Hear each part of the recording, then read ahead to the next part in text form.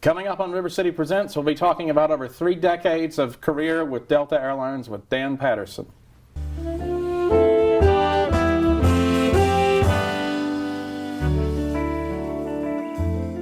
Welcome to River City Presents. I'm Daniel Hurt. Dan Patterson is a Caldwell County native from Princeton, Kentucky, who served over 34 years as a flight attendant with Delta Airlines. And there are a ton of stories from the sky, I've got to tell you.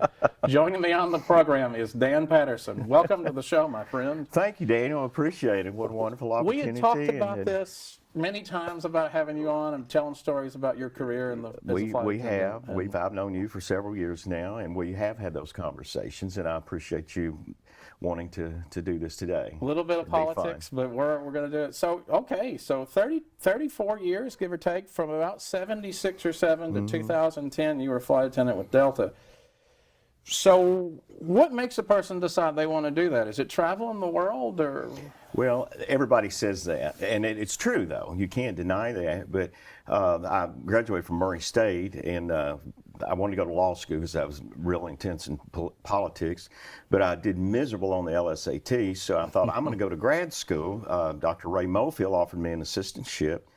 And I said, if you can go there and do that and get a 4-point, then try law school. So I went on and I got my degree. I got my 4-point, and I graduated. But I'd had so much of school, I said, I don't want to go back to a classroom, you know. So I put the law school thing on the shelf and worked for Robert O. Miller and Judge Miller in Callaway County for about a year. And I thought, okay, Danny, you're going to have to do something here. Something about 9 to 5, just not appealing? Well, no, I love Judge Miller. He's like a father to me, but, there was just a dead end. Yeah. So I had some fraternity brothers from Lambda Chi Alpha would come back from homecoming who had done this. One was with American, another one flew for Eastern Airlines. And they would come back and they would tell these good stories and everything. So that made me, I didn't think about that. So I did my research on who's who in American business and industry, and Delta evolved. If that's what you're going to do, Delta is the airline. So I sent in an application. I was rejected. Sent in another application and a letter, and they called me to Atlanta. They gave me a pass. What did you say in the letter? Just why? Yeah, just why. I just really want. I just enumerated various skills that I felt capable and confident of that would enhance my job at performing for Delta Airlines in that role as a flight attendant. So they flew me to Atlanta. And I had an interview, and then they sent me home, and they sent me another rejection letter. Man. And man, I was just, oh no, because the more they said no, the more I wanted it. So then I applied with Ozark Airlines. I had another fraternity brother who flew for Ozark, and Steve and I were best buds. And I thought, well, it'd be fun to fly with Snake. That's having what a we buddy called him. To work with. Oh yeah, it would be fun. The camaraderie. And it would have been. Well. It ended up, Ozark flew me to St. Louis out of Paducah, and I went up there and had my interview, and they said, we're going to hire you, we want you. So I appreciated that, but I still wanted Delta, so I called Delta, and I explained to them, I said, well, they sent me back to Atlanta for one more interview, I forgot that, and every employee goes to the company psychiatrist, Dr. Janis was his name. So I got to that level, and I thought, okay, we're making progress. Why do you think they do that? Is that to make sure that I don't know. They won't go postal on the plane? Possibly. Yeah. And, they obviously valued his input and his valuation. So I had my interview with Dr. Janis, and we concluded that, and he walked me to the door. He put his arm around my shoulder and said, Dan, you're a fine, attractive, intelligent young man. I'll highly recommend you. And I thought, yeah, we're in. There it is. Got home, and another rejection. Man. And I said, what is going on here? And again, that just made persistence a big word to me. Yeah. And so I called. It's disheartening, but you keep coming back. That's good, though. So I called them and I said, look, y'all have had me down there 3 times. I said, you say you don't have a place for me, but I said, I think there is a place for me. Ozark has agreed to hire me, but as good an airline as they may be, I don't want them, I want you. Why would a company not want to hire somebody that's like? It's extremely competitive. I think the figure was, I know this is crazy, but I think that out of 12,000 applications they get, they hire 50. Oh, wow. So it's intense. It's extremely competitive. So that's the way Delta Airlines does it. Mm-hmm. So they said, okay, we'll take you, but you got to be there. This is on a Friday evening, and I still had a job. I was renting a place in Murray. Yeah. And I can't be there Monday. They wanted me to be there in Atlanta Monday, and I just said, pick up your whole life. Yeah, and so it frightened me that I thought, how can I pull this off? So I just took a step forward and I said, can I wait till November? And they said, yeah, we'll do that. Wow, so I was after in. all that persistence and them playing hard to get, it gave you an extension. They did, which was cool. amazing to me, and Yeah. I was deeply grateful for it. And I was scared to ask for that, because of the rejections. But anyway, I got there, and I got hired. I went to Atlanta and trained the whole month of November in a week. And then in December of 1976, I went on the line. No, that's great. In New Orleans. I was based in New Orleans. You finally got there. And I did. One of your first flights, I understand, was back to Paducah, right? It was, yes, that's a funny thing. I don't know why, unless it was just Paducah was the butt of all humor on the Delta system. And I said, that's my area. I'm from up there. So they had a flight that went to New Orleans, Memphis, Paducah, Evansville, Chicago.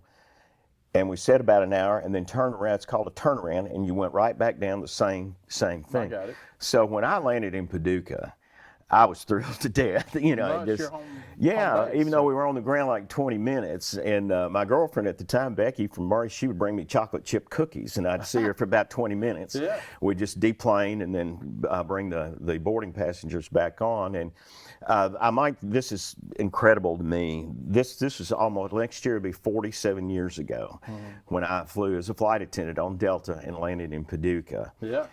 Nowhere in my, I'm on now, Mayor Harless pointed me to the airport board. That's right.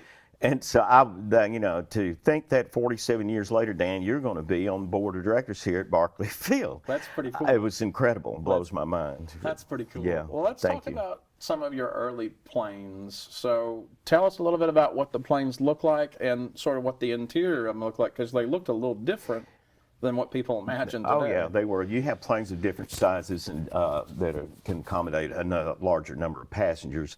The one out of New Orleans that I flew most was the DC-9 and the Boeing 727. There was one plane, it was the old, and they eventually took them out of the fleet pretty quick after I got hired, was the old DC-8-51. Mm-hmm. And you got on that old plane, and I didn't like it. But in first class, there were actually tables and booths, almost like a restaurant. Like a train. Yeah, or a train. Right. And it was difficult to work. But anyway, I'm glad Delta got them out, sold them all and got rid of them. It's just amazing that it looked like that. Yeah. But that wasn't the only sort of toying with plane interiors that they looked, because wasn't it some of the larger ones are Pan American flights? They had the lounges upstairs. Yeah, that's the 747. Now, Delta had the 747s at that time, but they phased them out pretty soon after I was there. But I could not fly those, but you had to be in either based in Dallas or Atlanta. Mm-hmm. Delta used them to fly coast to coast, and I couldn't fly them out of New Orleans only. So I never flew that airplane, but I've been on a United one. And yeah, they're really fabulous. There's a lounge upstairs. There's a little circular staircase. You can go up there. There's a bar. Some of them even have pianos up there, and it's very elegant. I can't imagine that going well in turbulence. You're sort of shaking. Is that me, or is it a good time? Yeah, that would be a factor that you'd have to consider. And of course, all of them, the booths and the seats had seat belts, of course, and they highly recommend that you strap in, in the event of clear air turbulence, unexpected. And of course, smoking was widely available. Oh, goodness, it was terrible. Yes, it was. Something about smoking in a cylindrical tube in the skies. And it's what was silly about it. They would mark off a section, smoking section. You had this little sign that you had Velcroed on the back of certain rows of a seat, and you could smoke behind that. Yeah. Well, that ain't going to help anything, the smokers up front. But and that's an interesting point. I actually led the cause. I wasn't the only one with management to eliminate smoking. And I would send these nice, succinct letters to management in Atlanta, to the general offices, and all the reasons that I enumerated, they wouldn't do it. Delta was a reactive company. They never did lead the other airlines. Yeah. And they waited for the other airlines to eliminate smoking on airplanes. Because they didn't know how it would react. And it was funny because when they said we're not going to smoke on airplanes anymore, the bulletin that came out had every one of my reasons that I had preached to them in my letter to get it taken away. Well, it's kind of like, I imagine, it's like Cracker Barrel when they had smoking. It's like you're still going to get that secondhand smoke. You've got a wall of lattice between you and the other section. Real effective. Yeah, exactly. But that's cool that you led the effort to get that done because, health, definitely there's health concerns been on plane with that. It is, and even with the smoking ban, and this could be funny, it was dangerous.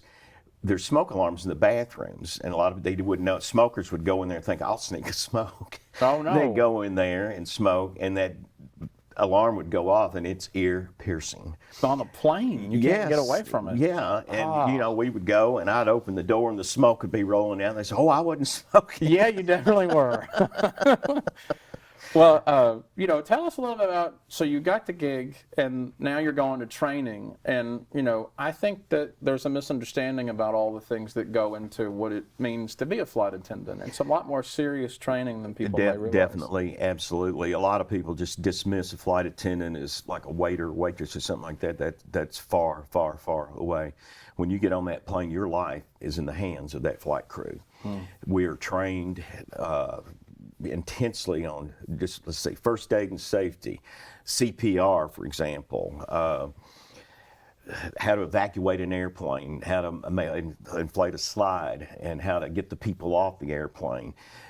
Ditching, that ditching is in water. If you're in water, and we actually trained in water in a gigantic pool in Atlanta at the training center. Oh, wow. We had to actually jump in the water and inflate the big raft. So you might have learned how to swim if you didn't. There were some who couldn't swim. It's kind of a problem. They let them put on life jackets, but they had to do it. Yeah. And it just, like terrorism. And after 9/11, we got training on terrorism and a lot of things that I can't share now. Actually, that we're in cahoots with the TSA in Washington. Sure, but even like things like pulling the rubbery raft thing that opens up in case of water landings or disasters, like that's all you guys, right? That's right. If you go transatlantic or transpacific or over any great body of water, somewhere in that airplane in the ceiling is stored the life raft, and it may be as big as this table, but you've got to get it out, and then when you get it outside the plane and inflate it, it's going to be as big as this room here. Kind of like a mattress or something. If you have them rolled up, it opens up. Yeah. Well, I just find it fascinating because and if there's a fire or anything, you have to guide the passengers off the plane, and you have to have the memorization of where everything is in the plane. I suppose. Sure. You have to operate multiple pieces of emergency equipment. Fire extinguisher, the CPR, the medical kit that stays locked on the plane.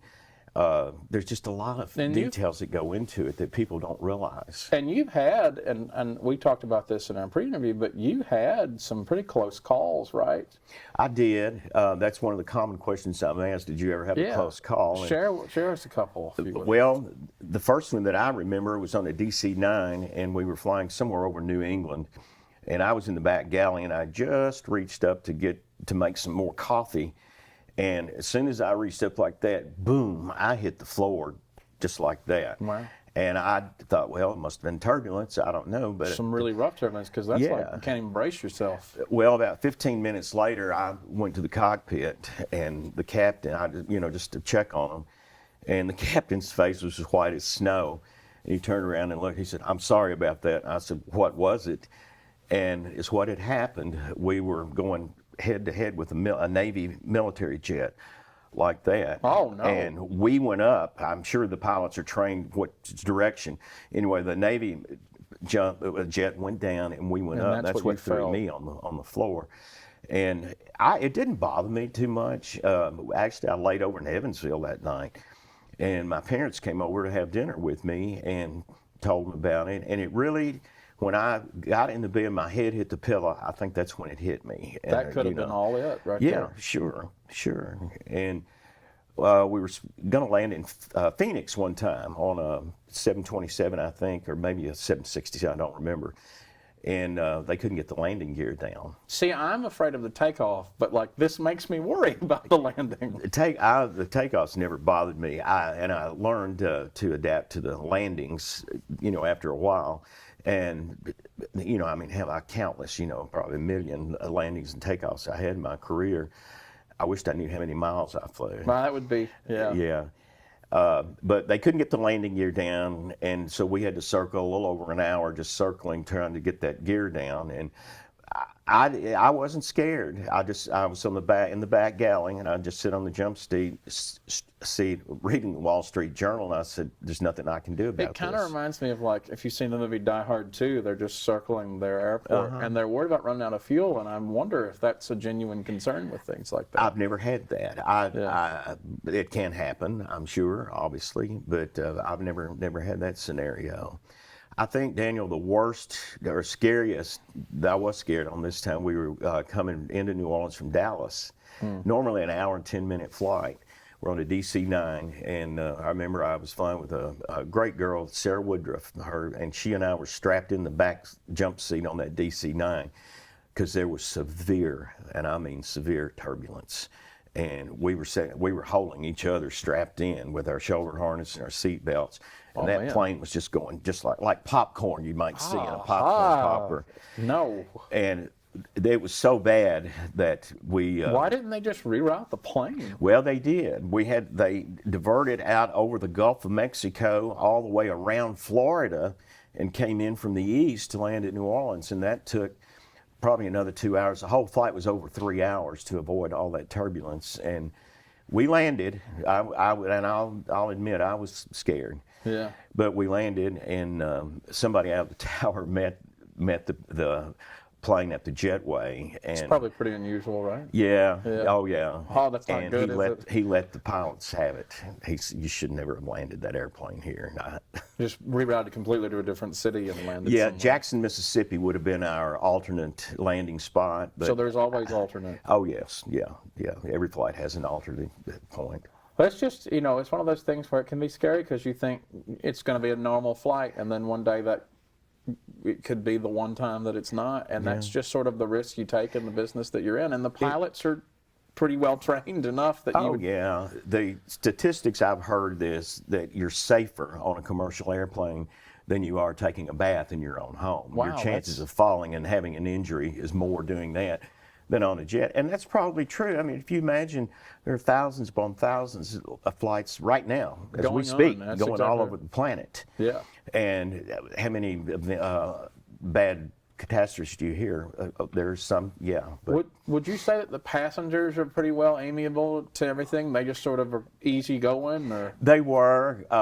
I'm a people person, and so I engaged them frequently, and it was fun. And I admit I have a warped sense of humor, and I would laugh at things probably one. I'm sure you've had to deal with some unruly passengers too. Oh, and yeah, you're probably trained for that, right? We How are, to yes. Think on your we feet. are, yeah.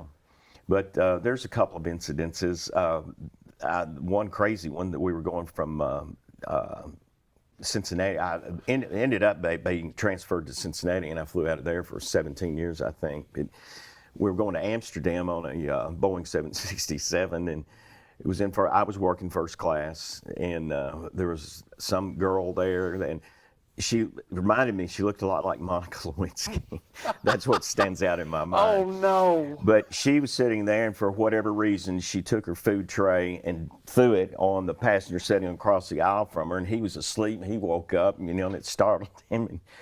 And she ran up and down the aisle, just murmuring and babbling, and That's obviously she wasn't unusual, right. Yeah. And then she kept going back and forth to the bathroom, and then one time she went and left the bathroom door wide open. And of course, I'm watching her very, very closely. And of course, we'd already advised the cockpit. Anything like that happens, you always take it to the cockpit and make them aware there's something going on back here. Yeah. Isn't it also a concern, sort of, maybe in the post 9/11 world a little bit, like that could be a distraction for something else? It sure could, and we're trained for that. And this wasn't. And we finally landed in Amsterdam, and she acted up several more times. And one of the pilots came out and actually physically took her and put her in her seat the last time. They had to restrain her. And the authorities met us in Amsterdam. And I don't know what happened after that, except I do know this. The FBI came to my house in Murray. At that time, I had moved to Murray. And an FBI agent came knocking on my door and said, I want to talk to you about this. And I said, okay. So we just sit there and talk for about 20, 30 minutes, and he got up and left. But because of that, an FBI man came to my house. If it's anything to do with an airplane, they're going to take it seriously. Sure. Especially, well, that would have been prior to the age of international terrorism, right? Yeah, but yes, it was. But back to your point, we're well aware of that. Some incidents, somebody could start something over here, and all of your attention, the crew goes to attention that, and somebody over here could be part of their group or gang and do something while our attention is diverted to them. So we're very, very well trained in things like that. And a story that I thought was really fascinating that you've told me just in the past was how the passengers seem so normal when something is out of place like that. You told me about a lady who they'd warned you about. Yes, this is crazy. It was in Atlanta, and I don't know where we were flying, but the agent came on board and said, okay, now I've got this lady out here. I'm going to tell you all about this. She has told me on takeoff, she goes out of her mind with fright, and she's probably liable to scream. I can relate to that somewhat. So he said, do you want to board her or not? And I said no, but the captain said, and he's in charge, he said, well, go ahead, it'll be all right. So but she was boarded, and sure enough, as we're going down the taxiway and rising up into the air, you heard this loud shrieking. And back to your question, the funny thing, nobody There was just this woman shouting. No, they weren't. They just kind of looked at her, I guess, the ones that were close to her. Someone do something. And just after we got airborne for a few minutes, she stopped, and she was fine the rest of the flight. It's just crazy.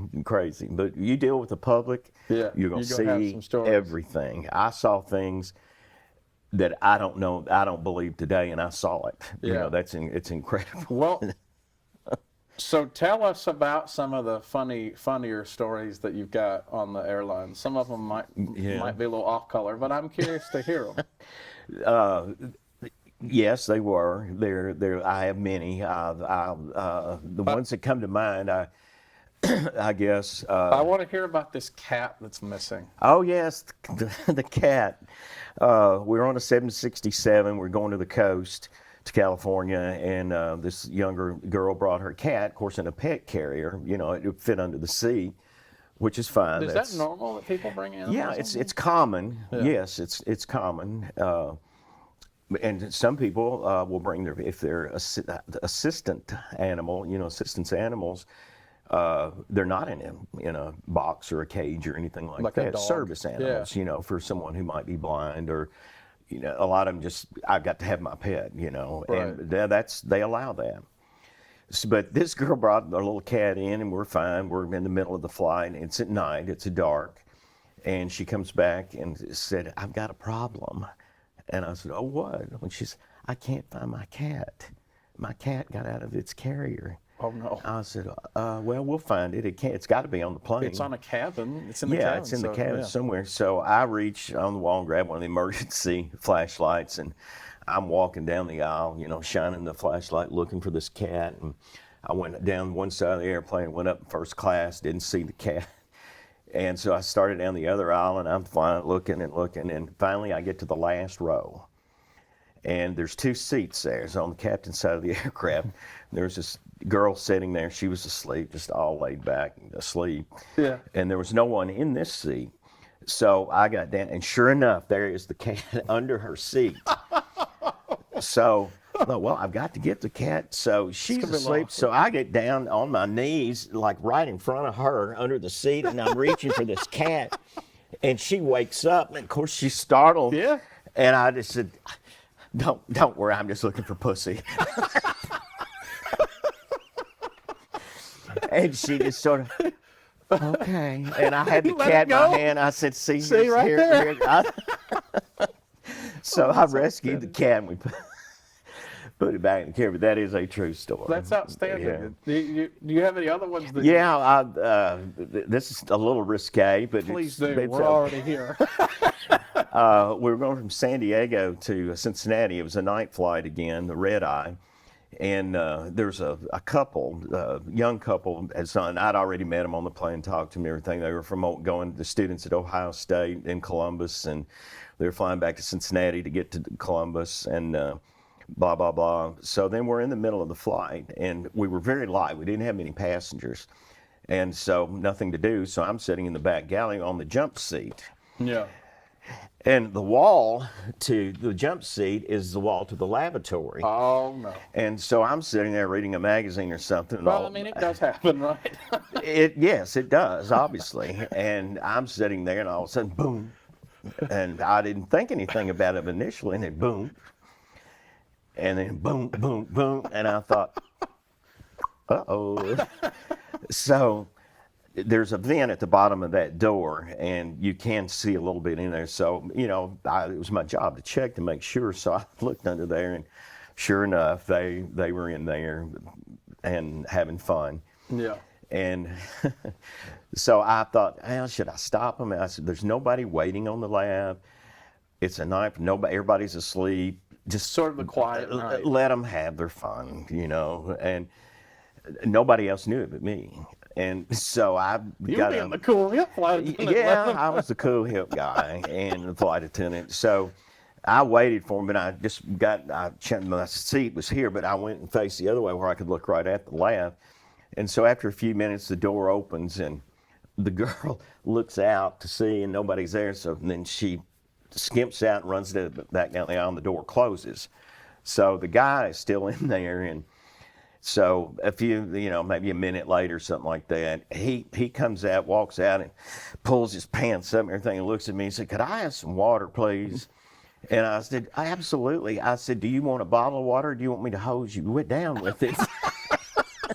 Well, he turned real red, and I was laughing, and Well, he was embarrassed, but it was a fun moment. Yeah. I couldn't resist saying. Oh, no, that's pretty great. They went back to their seat, and that was the end of it. Yeah. Yeah. Well, I know another thing that we talked about too is you've had as a bunch of celebrities that you've encountered Oh, too. yeah. Right? Yeah, I have a huge list, and I don't know. I've got it right here. Well, I've got a couple in particular I want to hear these stories about. I may have forgotten some of them, but it's a good list. Well, so people may remember Zsa Zsa Gabor. I want to hear this story. Zsa Zsa Gabor. When would this have been? This had to be in the 80s. Okay. And Zsa Zsa, I was working first class. Of course, obviously, Zsa Zsa sat in first class. And I think it was her and only one or maybe two other people in first class, and held like 14 people. So it was very light, and she sat on the front row by the bulkhead, and she put her feet up on the bulkhead, and her leg was as big as a telephone pole. But I was always entranced by Zsa Zsa Gabor, and she was a great actress. So I tried to, be nice to her, but she didn't really react she wasn't rude at all. Yeah. But she just didn't take to me with conversations. Sure. So, but later in the flight, she went to the bathroom, and when she came back, she had her glasses on. She obviously had cleaned her glasses, but there's a wad of tissue stuck up there in the frame of the glasses, and she didn't know it. So she sat down. So I went and started trying to get it out before, and she threw off her glasses and looked up at me and says, "What are you doing, darling?" That's very hard. And I said, "Miss Gabor, you got some tissue stuck in your With glasses." that Caldwell County accent of yours. I yeah? put on the accent, and she went, "Oh, well, thank you, darling." So then we landed, and we went from Baltimore to Dallas. And before we landed, she said, "You help me get to my next gate. I'm going to Los Angeles." And I said, "Sure." So you walked her down? I did. I escorted her off the plane, and she had her little training case. I don't know if her jewels are in it or not. But I'm walking down the concourse in DFW, and Zsa Zsa Gabor's holding onto my arm, and I'm. It was a wonderful moment, and we got to the gate where she was going, and another flight attendant who was in training with me, Victor Lee, he's based in Atlanta. He just happened to be there, and he looked at me, and Victor and I are good buddies, and he looked at me, and then looked at her, and looked back, and I just busted out laughing. Well, what a sight of Dan Patterson and Zsa Zsa Gabor strolling through the that airport. was a hoot. And she did autograph a picture for me, and I have it at home. Oh, that's amazing. Yeah, no, you've shown it to me. That's right. Yeah. What about Loretta Lynn? You know, I'm asked the question a lot, how many celebrities, who's your favorite and all that? There were a lot of favorite people that I had that were good, and were not. There was only one that was probably rude. Some just wouldn't give you the time of day, and you respect them, for that. But the Loretta Lynn story, it's a good story. It's a true story. I was on reserve in New Orleans, and they called me at the last minute. I was already at the airport. The plane had already boarded. And so you're just driving up there and getting on the plane. Yeah, they called me from downstairs from the flight attendant station, and so they said, they're waiting on you right now. So I ran up there, and as I went down, boarded the plane, she was sitting in first class in the first row at seat 2A. And as God is my witness, when I ran down the plane, I had something went off in my mind. People think I'm making this up. I am not. Something told me there is a very important person on here, and it has to do with country music. But I didn't see her. Yeah. And I ran to the back to put my bag, my suitcase away and everything, and the crew back there said, well, we're glad to have you, Dan. We couldn't have done this without you. And did you know there's a celebrity on board? And I said, no, who is it? And they said, Loretta Lynn. And I just, Loretta Lynn. And so after we took off, I ambled up the aisle to first class, and I went into the galley, first class galley, and where that is, you could see her sitting right there. So she stands out too. Yeah, but I walked into the galley and she could see me, and I when I turned around and I saw her, and I realized it really was Loretta Lynn. I just and I jumped from the galley right in front of her in the aisle in the seat, and I said, Miss Lynn, I'm from Kentucky too. And she laughed, and she grabbed my chin and shook it. I said, oh, you're a cute young fun man. I just love you to death already. It's a true story. And we talked back and forth, and she was with her manager at the time, Dave Skepner. He was very, very nice. He's sitting next to her on the aisle. And he gave me an autographed picture of her. And she was really, really sweet. She was going to Los Angeles to appear with Frank Sinatra on a special on TV. And she didn't like to fly. She had a fear of flying. And lo and behold, he asked me for my address, and I gave it to him. And it's when I was still living in New Orleans. And lo and behold, I got it right here. I got this in the mail. It's a postcard from Loretta Lynn sent me from London. Wow. And she wrote it in her own handwriting here on the back. And she says, Dan, it's too bad Delta doesn't fly here, which we did later. We didn't fly to London at that time. It's too bad Delta doesn't fly here. We'd make the trip very, very every month. Regards and love, your friend, Loretta Lynn. Oh, that's so cool. So, of course, that just, I treasure that. And we'll have that appreciated her doing that. That was such a kind gesture. And that just proves she is the real deal. She's genuine. She's down to earth and a fabulous person. And I grieve at her passing. Absolutely. Tell me about one of my favorites. I saw him play in Paducah in 2006, B.B. King. So you met the man. I did. B.B. King and his entourage. We were going from Amsterdam to Cincinnati. That's after I transferred to Cincinnati, and I flew a lot of international trips. And B.B. King was on board, and he was real, real nice. Larger than life kind of figure, right? Yeah, literally and figuratively. Yeah. And actually, and I have it at home. I have it framed.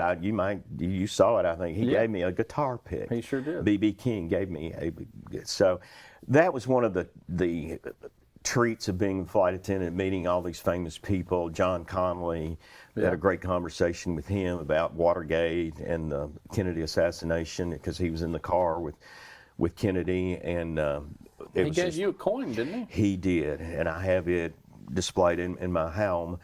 after our conversation, he didn't want to talk too much about the assassination, which I can understand that. But we talked, he was Secretary of the Treasury under Richard Nixon, President Nixon, and actually Connally ran for president in 1976. If my memory serves me, he got 12 delegates. Oh. Spent several $1 million and got 12 delegates. What a nice. Yeah, but I admired Governor Connally of Texas, and I love politics and history, and to be able to just to sit and talk to this man who rode in a car with the president that was assassinated, just feet to inches from him. Yeah, it's crazy. Blew my mind. Yeah. And when we landed, after our conversations and everything, he gave me a Kennedy $50 in a little frame. Yeah. He gave that to me, That's which so meant neat. How nice. And you've met other senators too. There's a gentleman from Alabama. Yeah, that was a funny one. He got on and he sat in the first row of coach. He wasn't in first class. And I knew him, but I couldn't place him. I knew because of my political leanings and everything. Yeah. And so I just finally went up to him and I said, "Who are you? I know you. Yeah. Who are you?" And he kind of softly said, "Well, I'm Hal Heflin." I said, "Senator from Alabama." He said, "Yes, sir." And he turned out he was a Lambda Chi, wherever really? he Same went to school. So we were fraternity brothers. Yeah. But he was very, very nice. But he didn't want to stand out. It was obvious. Well, the fact that he's in coach impresses me because yes. senator, you would think that he'd be in first class, but he was more of a normal guy. Yeah. And John McCain, I had Senator McCain on a flight, and that was a curious experience. I think he rode first class, and again, we were very light in first class, and I was working the cabin, and he sat in his seat, and he just stared straight ahead almost the entire flight. It was about a 4-hour flight going back to Phoenix, and I would go and ask him, "Can I get you something? You want a beverage or anything?" He said, "No, thank you, though." Yeah, and kind of nervous. Of course, he was a prisoner of war in Vietnam and shot down. So I'm sure there's a lot of things that were in his mind. I don't know, but he wasn't rude at all, but he just wasn't engaging. One that I like to tell that I found really interesting was you actually met Andy Beshear before he was governor or attorney general. Yes. I don't even know that his dad was governor yet. We were flying into, was it 2004? The Democratic convention was in Denver. Yeah, that had to be. And I intentionally picked up that trip or swapped it anyway to have a layover in Denver. And so on my flight to Denver, there was Andy and Brittany Beshear. They were sitting in coach, in first row of coach. And of course, I knew of him and everything, so I went and introduced myself. And we just had a delightful meeting and engagement. And he said, "Are you going to be in Denver tonight?" And I said, "Yeah, I am. We're laying over there." And he said, "Well, why don't you come to where the Kentucky delegation is having a gathering?" That's so cool. And I said, "Oh man, I would love that." Yeah. And he said, "Well, there's a password. If you come, this is the hotel you come to." And he said, "You come to the door. The password is Churchill Downs." And I said, "Thank Kentucky. you." So we got to Denver, and I got to the hotel. I took a shower and changed clothes and got a cab and went down there and actually went in there, and Andy was in there, and he welcomed me. He's such a wonderful, genuine, nice person. That was my first meeting with Governor Beshear. Now he calls you Delta Dan. Yeah, right? he remembers that our encounter on the plane. When he sees me, he says, "Delta Dan." That's pretty cool. Very man. nice man. Well, and sticking with Kentucky theme, I just find this amazing. You, Colonel Sanders on the plane, Harlan Sanders on the airplane. I sure did. I wish I had taken it. I didn't have. That's before phones and cameras. The age of the iPhone. But when would yeah, that have been? The 70s? no, it was in the 80s because I don't remember the date, Daniel, because I started actually flying in December of 76. Yeah. 77 being my first full year. I don't remember exactly, but he was on board. He sat in coach, and he looked just like you'd see his picture on the bucket, on the Kentucky Fried white Chicken suit and bucket. everything. He had that white suit on and that bolo tie. And so I went back and, I'm going to talk to him if they'll talk to me. And he actually had the spots of gravy and food dropped on his. Herbs and spices on the jacket. Yeah, the herbs and spices were on his suit. And I talked to him. Of course, he was quite old then, but what I remember from my encounter with Colonel Sanders was he Just a talked about sentence that you say. President Franklin Roosevelt and how he despised Franklin Roosevelt. And the other words that I won't repeat, that he said it was very plain, obviously, that he was racist. Yeah. Well, But you have to give the man credit. At 65, he was 65 years old before he started KFC. And of course, Governor Brown, the late Governor Brown, bought it and took it all over the earth. into the franchise that it is today. Yes, but Colonel Harold Sanders didn't start that till he was 65, so you have to give him credit for that. So somebody else that I really like, Gladys Knight. Why don't you tell us your Gladys? Funny story. Thank you. That's a good story. We were in Las Vegas going to Cincinnati, and I'm working first class on this in a Boeing 767 or 2 aisles, and we're in the boarding process. And of course, what we try to do is, while they're boarding and after the first class passengers, they get seated, you go and try, would you like something to drink? Would you like a beverage? It's kind of hard to do with people boarding and you're trying to go down the aisle. Running through. Well, this lady comes and stands in the galley to me, and she has this fire engine red fur coat on. And she was standing there, and I didn't know who she was. And so it's what was going on. She had a few of her band members or her group, and they were trying to change seats in first class, and that's what they were talking. That's what she was waiting for to get whatever seat she had. And I didn't know who she was, and she was very nice, and I was working around her in the galley because she was standing in my way a little bit, but I worked around her, and I was very, very kind to her. But I had no idea until later it was Gladys Knight and the Pips. Yeah, I love that band. They're amazing. Yeah, but I didn't. I was embarrassed to later find out I didn't know that was Gladys Knight. But it was fun. And she was very nice. And you met George Carlin. The list goes on. The late George Carlin. Yes, I did. And strangely enough, he too was sitting in coach. He wasn't in first class. That seems like a George Carlin thing to do. Yeah, it fits. It fits. But what stands out, I remember typically being humorous, George Carlin, the comedian, when I was talking to him, he said, "Can you imagine all the people who sit in these seats and these seat cushions and all the peanuts that they eat? Can you imagine how these seat cushions smell?" He's already writing his bits. Yeah, that was vintage George Carlin. Well, I want to move on to something else. Sure. I'd forgotten about. I have a photo that I'm going to show, and there was an incident with you and the food trays on an airplane. Yes, explain this photo. That happened on the DC-8, the -61, which is the long stretch, which actually was probably my favorite airplane to work. And we had hot meals, and when you run out, I forget where we were going. It was a long distance flight, and the meals are all in ovens. And the trays are in these aluminum tray, the cold trays, and you just pull them out, take the hot and put it on and run it out. Well, I was working Pat Stuckey, who actually was Patterson before she married, and we're actually traced back where we were long distance cousins of some sort. And she just recently passed away, actually. She was quite a bit older than I was, but anyway, cousin Pat and I were sitting on the back jump seat of the DC-8 on takeoff. Well, we forgot to lock the ovens. And so on takeoff, and the plane's going like that, all the hot meals fell out into the galley. It was a mess. So what happened? Well, typically me, I just sit there and laughed.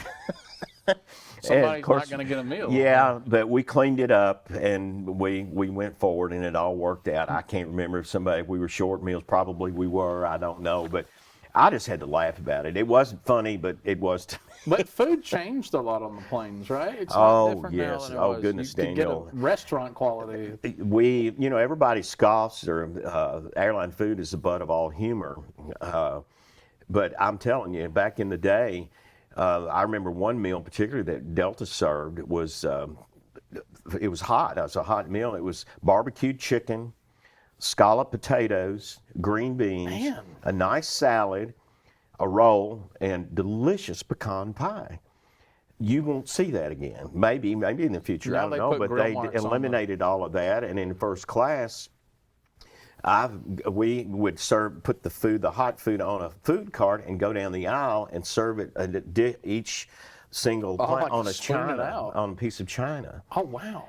But that's long gone. Now you But, get grill marks put yeah, on you're lucky to get peanuts or pretzels or maybe a bottle of water. As I understand it, I've been gone now for a few years, but as I understand it, you don't even get anything. So what was your experience after 9/11? How did airline travel and everything change? Because I mean, you happen to be lucky not to be on a plane, I suppose. But True, I was not flying that day. A lot of my very close friends were flying international, and they ended up in Greenland there, for days and days. because they landed the planes Yes. quickly. Oh, yeah, quickly. But I was not flying that day. But a lot of my friends were. A lot of Delta planes, had to be diverted, et cetera. So the effect of that, I guess, the result of that, we had to follow up with training in terrorism in conjunction with the TSA. And again, those are some things that I couldn't discuss. But I bet that was pretty I bet after that, if you saw passengers on a plane, you might look at them a little differently. you did. You eyed them closer. Of course, we're trained to do that anyway in the beginning. And for example, you try to, at the emergency exit, you try to spot somebody, and this is before, the agents would try to seat them there, but if they didn't, if they weren't able to operate that over the wing exit, they had to move, and we'd get them to exchange seats. So you kind of watch for somebody that you thought, was maybe big and stout, generally a male, that could do that. Perform that task or duty in the event of an emergency. But yeah, we were trained to watch all the people, and you had to you were on a higher alert after 9/11. So you decided that it was time to retire toward the end of the 2010s. Yeah, or the I had 2000s rather. Yeah, I was flying mostly international. Those are long flights. And normally, unless it's a holiday reschedule or something, the layover is 24 hours in Paris or London or Rome or Amsterdam or Frankfurt, Germany, were the ones that I flew that were assigned to the Cincinnati base. Now, if you were in Atlanta or New York, you flew Sweden, Scandinavia, South Africa, Asia, and all those. But I could only fly those 5 international destinations. So I was flying all that. It wears on you, and those carts weigh about 300 pounds, and you're pushing these carts up and down the aisle. And I had the misfortune of having an accident back in 1988. I fell and broke my back, and it was really serious. But I went through massive therapy. Anyway, I got back to work. I was out for 18 months. But anyway, when I got back to work, everything was fine. But the doctors told me, as you age, Danny, this is going to probably start bothering you a little bit. Well, I was getting to that point, I guess, because I discovered, those rest periods. We had rest periods on the flights. We could take time out, and there were seats that we could go to sleep in or whatever. Yeah. And then I was also commuting, with my back, and then I was commuting from Murray, and I would have to either drive to Cincinnati. Of course, I didn't have to do it every day. The good thing, you could swap trips and back them up, and I could fly 2 international trips back to back, and then have 7 or 8 days off. Yeah. So I didn't have to go up and make that sojourn every day. Of course, I couldn't have done that. And so commuting is hard. It's very challenging. A lot of times I could go to Evansville and fly up on Comair, a little commuter flight that was a subsidiary of Delta. I flew free on it, but you only got to go on it if there was an empty seat. If that plane was full, I couldn't get on it, and I'd have to go back to the parking lot, get in my car, and drive to Cincinnati, which wasn't good. It did. So, and then at that time, it just seemed like every time I got to work, there was another issue, something else. And so it was into my mind Danny, do you want to hang it up now? Well, when all of this occurred in my head, Delta, for the first time in the history of the company, offered buyouts.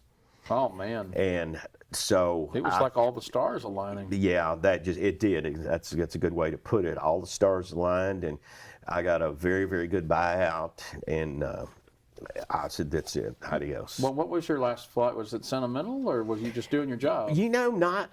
And I'm a real sentimental person. Yeah. I'm less as I age, I've discovered. But my last flight was from Germany.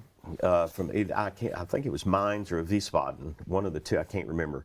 We'd fly to Frankfurt, but we'd always go to either Mainz or Wiesbaden.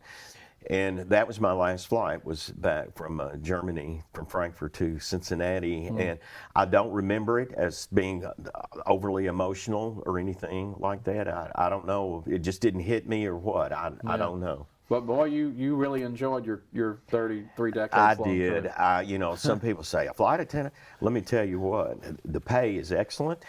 The benefits are excellent. The career, you meet all these celebrities, you get to travel, you get to see the world, you get to engage people, you learn from your experiences on the airplane, from whatever situation might evolve. We had only one time in my whole career, one man died on the airplane. That's another story. But, you know, the experiences that I had, I would have never had otherwise. Well, I have two friends that are interested in being a flight attendant. I've learned since yesterday we talked. Yes. And they're going to watch this episode, and I think they're going to like really understand what you mean and all that. And you've definitely had a ball. And I know that with your work on the airport board, we got new flights to Charlotte, and you've talked about maybe getting on that maiden flight out, right? Yes, I'm already booked. December the 6th. It's my birthday, by the way. That's your That's birthday. my Well, birthday. happy birthday. Thank How you. about that? I wish I could have got you on that flight, Daniel. Go to Charlotte and That'd spend been the fun, day. yeah. But yes, that'll be the maiden flight out of Paducah to Charlotte, and I am booked on all the board is going to fly up there, and the CEO of Contour Airlines, he's a very exceptional individual. And we're going to have jet service nonstop from Paducah to Charlotte. And there's a lot of international flights coming out of Charlotte. Right? Oh, Charlotte's a major hub internationally, so it's going to actually be better than Chicago. I know a lot of people are disappointed we're going to see service to Chicago, but actually it wasn't Paducah, the board that did that. It was SkyWest that actually announced they were pulling out of Paducah. So we were forced to find. But you got lucky that you landed on Charlotte. Yeah. Yeah, and Contour flies there, and they were one of the airlines that it submitted an application. We'd like to be your server. I must say I'm glad that it's you making that decision. As somebody who's been a flight attendant all those years, you know, you're going to know where the best choices are. Well, yeah, I mean it's a lot of that's public knowledge, I think. But yeah, I've been to Charlotte, and it's a great airport, and they have, if I'm not mistaken, 579 departures. It's a major hub for American, and so now you'll be able to fly from Paducah nonstop on a jet. And I might also add, Contour took out 20 seats of a 50-jet aircraft. And what hence developed is they expanded the space. You're going to get on that plane, you got plenty of space. Yeah. You know, everybody's complaining about air, Seats and at a rightfully concert so. hall. They Yeah. just shrink the seats and crowd you in. But you can fly comfortably to Charlotte, and you can go anywhere in the world from Charlotte. You ever want to put the uniform back on and do stuff like that? You know, that's funny that you asked that. I think I'm going to talk to Matt, the CEO at Contour, and get his okay on it. But I think I'm going to wear my flight attendant uniform on this flight to Charlotte. You're going back to Yeah, I'm going to time. go back and experience that thing again. Of course, I won't do anything. I mean, the FAR, the rules, you know, the legalities of it would not allow me to sit on a jump seat, even though I'm in uniform. But I'm not an employee of that company. But you'll have a skill set that they'll... Yeah, I'm gonna get an offer to get up and help the flight You should be a attendants. I think backseat they're gonna pilot. serve champagne, and yeah, so it'll be a fun experience. So yeah, I'll still have my uniform, of course. And Well, that's amazing. I'm Yeah. so glad you came on the show. This was a blast. well, thank you, Daniel. It has been fun. We're out of time, but I Okay. want you to come back on and talk about politics, because you also had a career working. You've got stories with Happy Chandler. You've got stories with Julian Carroll, all these governors. So I do. I would love to have you back. I'd love to do it. Well, thanks Yeah. again, my friend. And You're so welcome. Thank you. That was my Thank the guest. crew. Yeah, absolutely. And Dan Patterson here, 3 decades of Delta Airlines. We'll hope you'll join us next time. Thanks for watching.